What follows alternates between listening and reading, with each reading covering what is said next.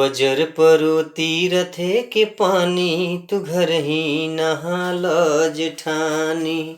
बजर परो तीरथे के पानी तू घर ही नहाल जेठानी। नहाल जेठानी नहाल जेठानी तू घर ही नहाल जेठानी।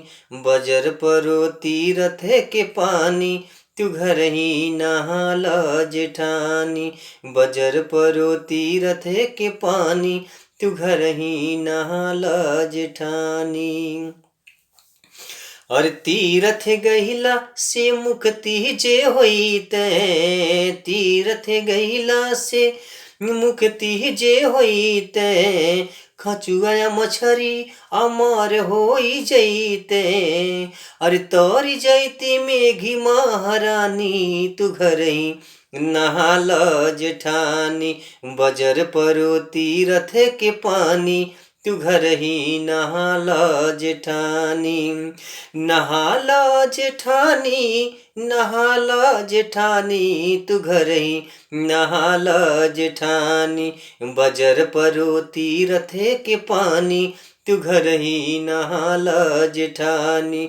बजर परो तीरथ के पानी तू घर ही नहाल जेठानी। हरि जंगल गैला से मुक्ति जे होइते, जंगल गैला से मुक्ति जे होइते।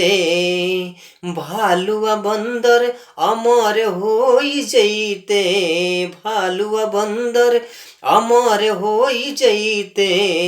अरे तोरी जैती भिलवा भिलानी तू घर ही नहाल जेठानी। बजर परो तीरथ के पानी तू घर ही नहाल जेठानी। बजर परो तीरथ के पानी तू घर ही नहाल जेठानी। नहाल जेठानी नहाल जेठानी तू घर ही नहाल जेठानी। बजर परो तीरथ के पानी तू घर ही नहाल जेठानी। बजर परो तीरथ के पानी तू घर ही नहाल जेठानी।